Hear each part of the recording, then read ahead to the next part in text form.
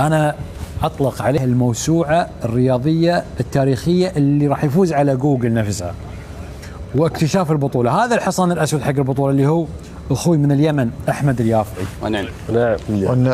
مساء الخير. شكرا للأستاذ خالد الجاسم على هذه الاستضافة، ولقناة الدوري قناة الكاس التي استضافتنا. ألف شكر لكم. الله يسلمك. أول شيء أنت عايش في قطر؟ لا، أنا عايش في اليمن. في اليمن؟ نعم. ممتاز. وجاي حق البطولة؟ أتيت لأشاهد كأس العالم لأول مرة في تاريخي في قلب الحدث. وتذكرتك أي مباراة عندك؟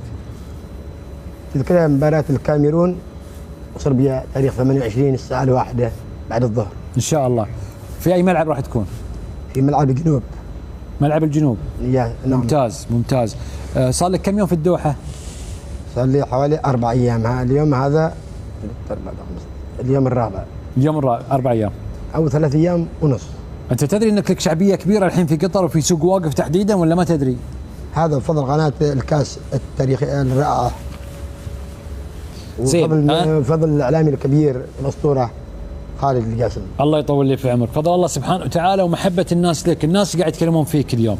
هذا من ذوقك، من ذوقكم. زين أحمد، أنت صلاح السعدي هو عمل معك مقابلة حقيقة، وهو اللي يعني عرفنا فيك بشكل كبير. يعني صلاح السعدي يعرف يختار، واختار واحد بصراحة مثلك يعني فنان. زين، احنا بنسألك عن كاس العالم. ممكن. وبنسوي معاك مسابقة، لو جاوبت عليها لك هدية رمزية. ممكن. ونتشرف ان نهديك اياها، ولكن في الوضع اللي احنا متفقين عليه. متفق يا اخوي احمد؟ عادي. حلو. زين، اول منتخب من الشجعة في كاس العالم؟ عيد اجين. اي اجين. سؤال. من راح تشجع مين في كاس العالم؟ انا مشجع الماكينات الالمانيه. الالمانيه؟ نعم، من زمان. نعم، من عام 82. ويفوزون بكاس العالم هالسنه ولا ما يفوزون؟ المانيا يعني يجب على الكل ان يعمل في عقله بانهم لا يكشفوا اوراقهم، حتى وان كان الفوز في هذه الليله مع المنتخب العماني بصعوبه، لكن الالمان لا تامن على الالمان. مع الالمان ممنوع الالمان، والالمان هم الان ملوك هذه الزمان. انت مع مايد الخليفي مع الالمان؟ نعم، انا مع الماكينات الالمانيه من عام 82. ايش تاريخ المانيا في كاس العالم؟ المنتخب الالماني بلغ المباراه، هو صاحب الارقام القياسيه، فقد بلغ المباراه النهائيه 8 مرات، 4 مرات لغب و4 مرات وصيف، بينما بلغ المربع الذهبي 13 مره. اعتقد رقم قياسي. عام 54 بطل معجزه برن، 74 بطل في الاولمبياد ستاديون، عام 90 في الاولمبيكو بطل، عام 2014 في ملعب ماريو فيليو واللي في حي الماراكانا. من الحكم كان الحكم النهائي؟ الحكم المباراة النهائية كان الإيطالي نيكولا ريتسولي. زين، وأي سنة هذه قلت لي؟ عام 2014. أول سنة شاركوا فيها ألمانيا في كأس العالم أي سنة؟ أول مرة شاركت ألمانيا لأول مرة عام 1934، لأن أول بطولة عام 30 لم تشارك ألمانيا. هناك فرق بين يعني شارك أو يعني تأهل أو شارك. اليوم شاركوا في 1934 أي مركز؟ أول مرة 1934، وكان المركز الثالث هو المركز اللي حصل مع مين؟ لعبوا فازوا على مين في المباراة الثالث والرابع؟ على النمسا. كم؟ 2-1. وش المنتخبات اللي شاركت في 34؟ يعني كان معنا المنتخب العربي المصري، هو المشارك بالنسبة للمنتخبات العربية، ويعني خارج من الدور الأول بهزيمة من المنتخب المجري 4-2. سجل المنتخب المصري عبد الرحمن فوزي، وهو اللاعب اللي سجل المنتخب المصري في التصفيات امام فلسطين 7-0. فبات اللاعب المصري عبد الرحمن فوزي هو اللاعب الوحيد في تاريخ نهائيات كاس العالم اللي سجل في التصفيات وفي النهائيات. من اللي فاز سنة 1990 في إيطاليا؟ في عام 1990 ألمانيا هزمت الأرجنتين 1-0. اندرياس كوبكي في الدقيقة 87 من ركلة جزاء، قال البعض بأنها كانت مشكوكة فيها. أي ملعب كان؟ ملعب الأولمبيكو. والحكم منو كان؟ الحكم انستو منديز كوتسال من الأرجنتين. هو أصله أرجنتيني ولكنه مكسيكي. الجذور تنتمي الى الارجنتين، لكن جده هو ارجنتيني صح. وهو مكسيكي. زين 94 من اللي كان في النهائي؟ في عام 1994 فازت البرازيل 3-2 بركلات الترجيح، بعد ان تعادل المنتخبان البرازيلي والايطالي 0-0، وفازت البرازيل 3-2 بركلات الترجيح بعد ان اضاع روبرتو باجيو من جانب المنتخب الايطالي. منو الحكم؟ الحكم ساندور بول من المجره. الملعب اي ملعب ذكرني؟ الملعب روز بول امريكا. في امريكا. 2002 النهائي بين مين ومين؟ 2002 انتهت المباراه النهائيه بين المنتخب البرازيلي والالماني، وفازت البرازيل 2-0، سجل الاهداف رونالدو ظاهره. والحكم منو كان؟ الحكم عام 2002 كلنا بير لويجي، كلنا من ايطاليا. انت ايش رايك ان انا كنت ابي اضيع قلت كلنا من مخي بس كذا؟ ظهر صدق يعني كلنا؟ بير لويجي كلنا. كان الحكم والله؟ نعم كان الحكم الايطالي بير لويجي كلنا. مخي طرفته. بس خلاص يكفي. نصفق لك احنا سؤال. لا انا ما خلصت. هاي جيب. انا ما خلصت. بعدين ابو جمال مبارك اسال سؤال عن كاس العالم. ممكن. انا بسألك سؤال عن الالمان يعني. ممكن. افضل لاعب لبس رقم 4. افضل لاعب لبس رقم 4 هو الدبابه البشريه الالمانيه بريجل. برافو عليك. بريجل. ما شاء الله موسوعه خالد، يعني ترى الاستفاده حتى حق المشاهدين. ليث تسال سؤال عن ايران كاس العالم اي شيء. النمر الايراني. في اي سنه تاهلت ايران لكاس العالم؟ اول كاس عالم. ايران اول مره شاركت في نهائيات كاس العالم، في النهائيات هناك فرق بين التصفيات والنهائيات. شاركت عام 78 لاول مره، ولكنها خرجت من الدور. وين كانت؟ عام 1978 كانت في الارجنتين. اوكي. من اللي فاز البطوله في الارجنتين؟ فازت الارجنتين على هولندا على الارض المنخفضه نيذرلاندس 3-1 باسطورتها ماريو كنبس. الملعب في وين؟ ملعب مونومنتال معقل ريفر بليت. الحكم من؟ اتحداك. الحكم الايطالي سيرجي اونيلا. تبارك. محمد كعبي تفضل. عن كاس العالم؟ اي. اخر مونديال كم ارتدى القميص سيرجيو راموس؟ عيد ما سمعت. سيرجيو راموس في اخر مونديال مع منتخب اسبانيا كم الرقم اللي ارتداه على قميصه؟ سيرجيو راموس لاعب المنتخب الاسباني. نعم. انت بدك الرقم؟ ايه. هو مدافع يلعب خط الدفاع. لا يعني اعطى سؤال تاريخي. تاريخي؟ 15. اخر مونديال لعبه رونالدو ظاهره. رونالدو اخر مونديال اللي لعبه في عام 2006، ولكن كانت البرازيل تراجع شيئا ما من عام 2006 لعب في مونديال 2006. زين. احمد الرواس اسالوا عن كاس العالم، لا تقول لي تيشيرت فانيلا يا جماعه، انا ما اتذكر امس جابس تيشيرتي. واتسال من هداف كاس العالم عام 1970؟ عام 1970 كان النجم الالماني المدفعي الالماني جيرد مولر الذي رحل عنا قبل اشهر معدوده برصيد 10 اهداف. من اللي فاز البطوله؟ فازت البرازيل على المنتخب الايطالي 4-1، سجل المنتخب الايطالي بونينسينيا من ركله جزاء. زين. اشرف بن عياد. مونديال 98 اي مجموعه كان متواجد المنتخب المغربي مع من؟ كان المنتخب المغربي في عام 1978 مع المنتخب البرازيلي. 98 ها؟ 98 اكلمك. ايوه. البرازيل خلي البرازيل والمغرب والنرويج. ايوه. واسكتلندا، وفازت على اسكتلندا 3-0. رهيب ما شاء الله. كم كانت نتائج المنتخب المغربي؟ بالنسبه للمنتخب المغربي المباراه الاولى تعادلت مع النرويج 2-2. صحيح.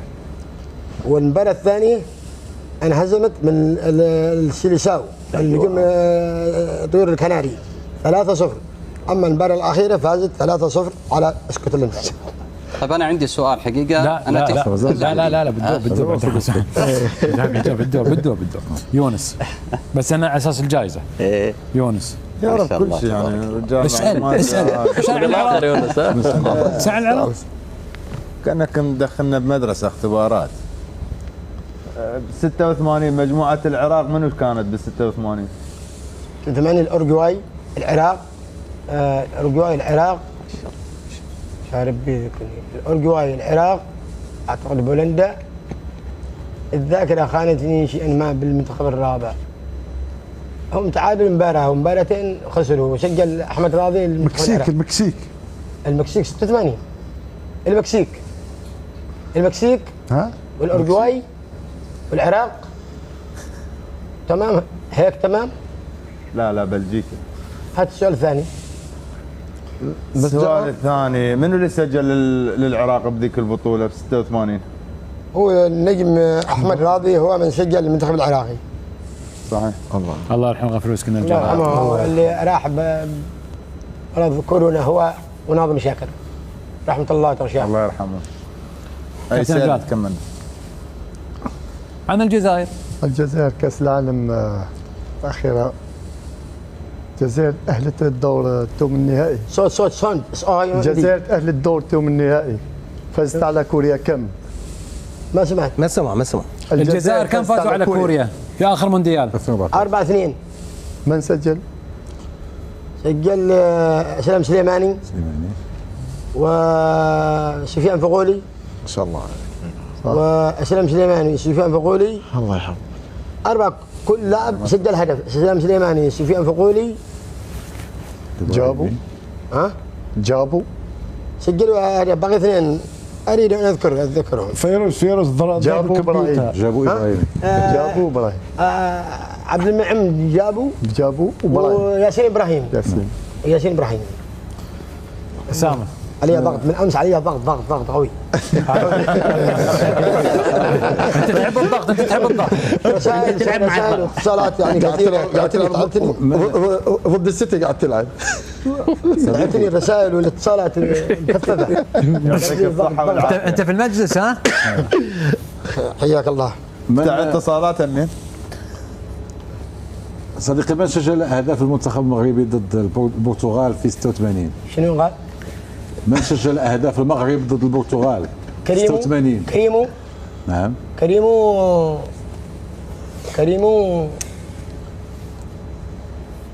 هدفين؟ لا. كريمو هدف واحد. بدر بولا. لا. والتيمومي خيري هدفين. كريمو وخيري. مش عز الدين خيري وكريمو. عبد الرزاق خيري هدف وكريمو. نعم. زين تفضل ابو عبد الرحمن.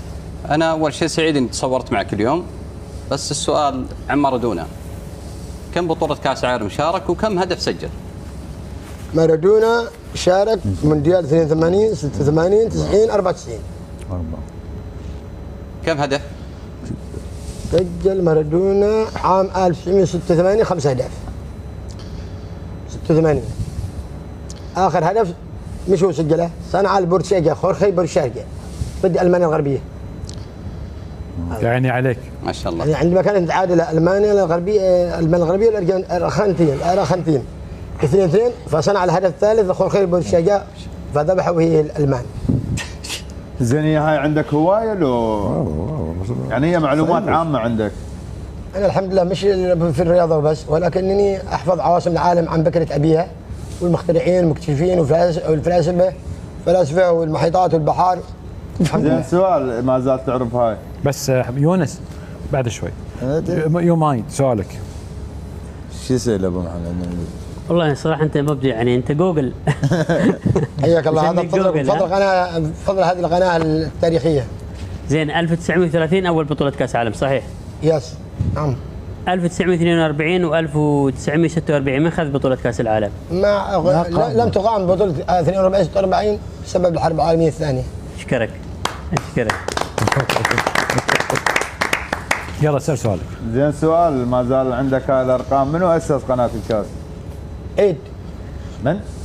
عيد ما يسمعك. من أسس قناة الكاس؟ هاي سؤال. بالنسبة هذا هو يقول كل شيء يعرف أنا. خالد. لا مو خالد الكاس. ليس له علاقة.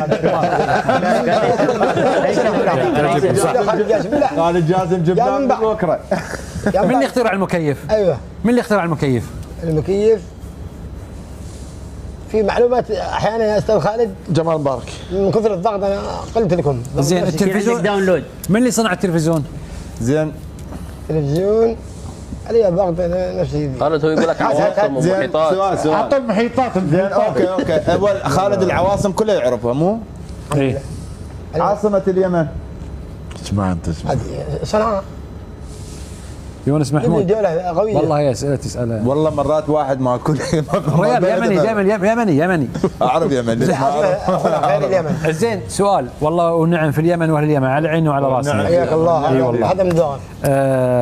واحد يقول لي اسال اليافعي عن من هو الافضل في وجهه نظرك انت من الارقام وغيرها. زين مارادونا ولا بيليه ولا كريستيانو رونالدو ولا ميسي؟ بالنسبة لي أنا أعتبر دييغو أرماندو مارادونا هو ألمع من أنجبته الكرة الأرضية. ليش؟ بسبب أن في مونديال كان يلعب منتخبات هو بنفسه، يعني يلعب منتخبات بنفسه مارادونا 86. هذا المفروض يطلقوا عليه كاس مارادونا وليس كاس العالم 86 المكسيك، إنما يطلقوا عليه مونديال مارادونا لأنه كان يلعب منتخبات، لاعب بلجيكا وهزم بلجيكا، لاعب انجلترا مهد الكرة فهزم الانجليز وفي النهاية طاح بالألمان. زين شوف انا اول شيء بجيك بعطيك سؤال.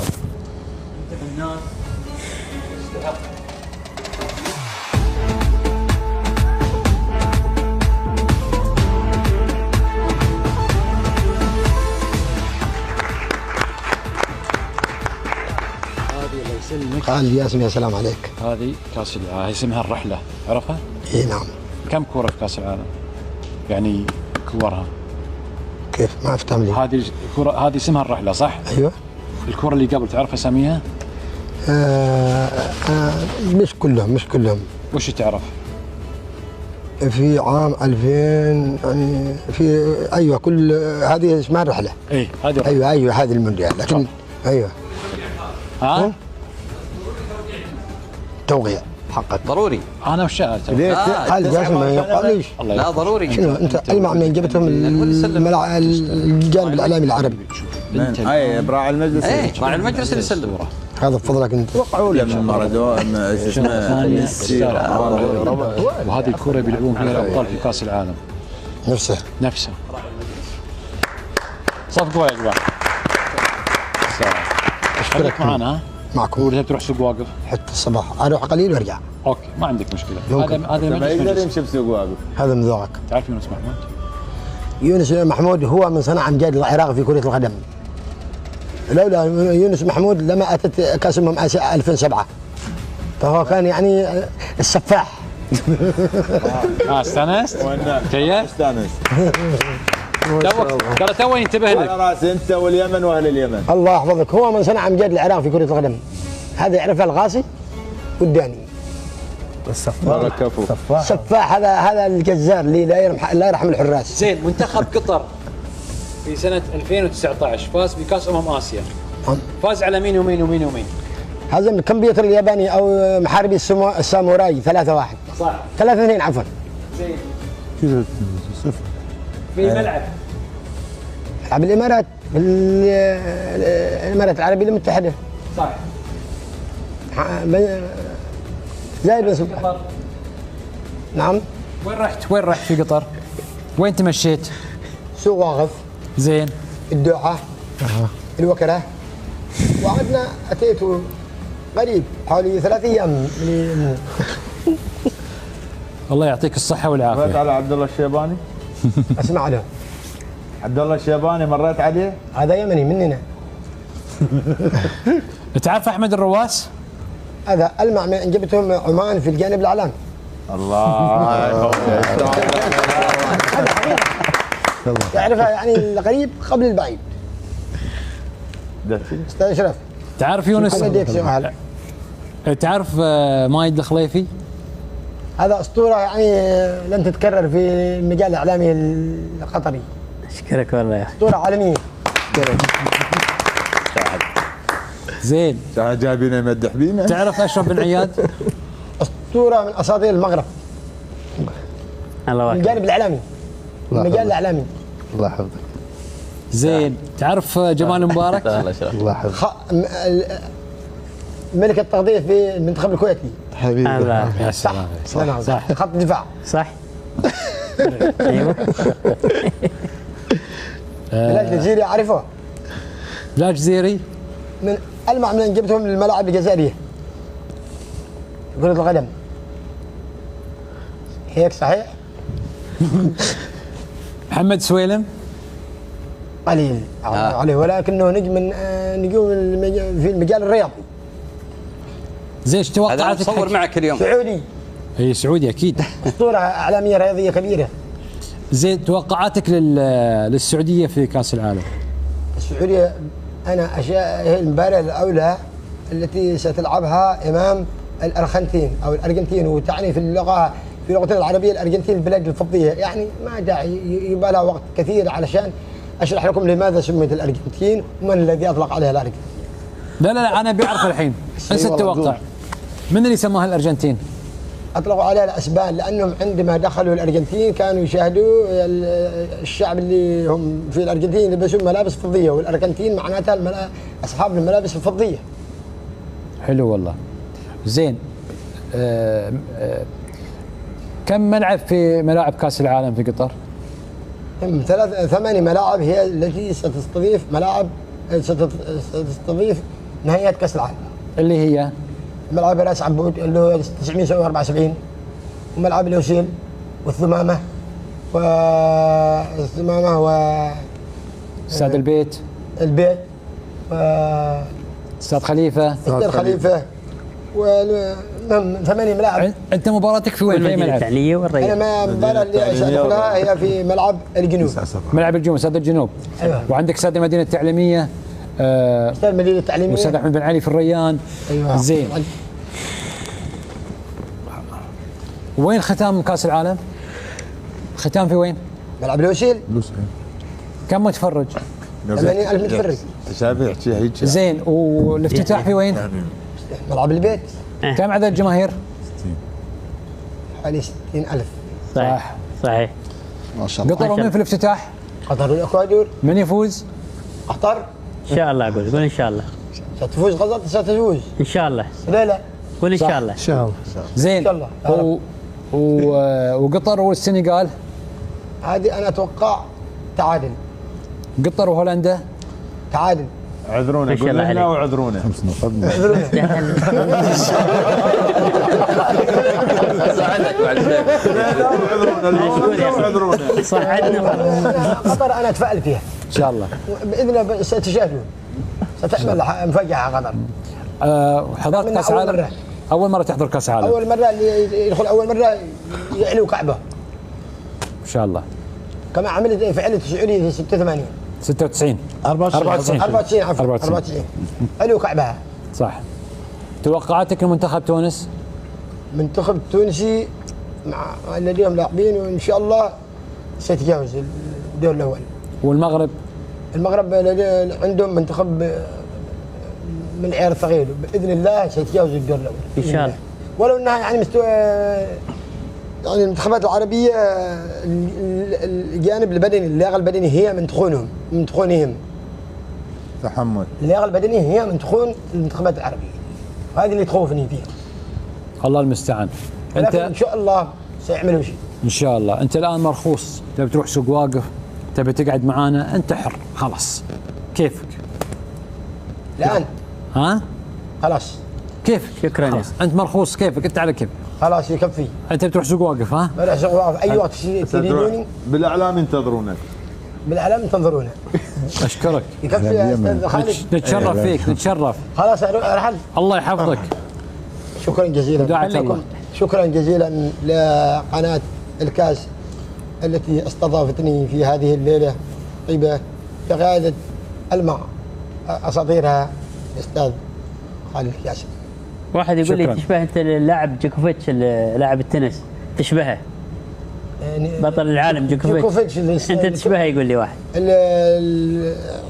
الصربي. انا احب روجر فيدرر. اعتزل خلاص. احبه هو. انا نعم. هو اللي أجره سويسري. سويسري جاء فدري من البطل الحين حاليا في التنس؟ ديجوكوفيتش. والثاني؟ ثاني اسباني. نادال. نادال اعتزل ولا للحين يلعب؟ لا لسه. خسر الاسبوع الماضي خسر. ان شاء الله طول عمره خسران. ليش مو الاسباني هاي الواد الشاب؟ الكمار تابع الكمار؟ نادال ان شاء الله كله خسران. اصغر لاعب الكمار. في الدنماركي. كمار ايش؟ الكمار اللي هو خليفة نادال.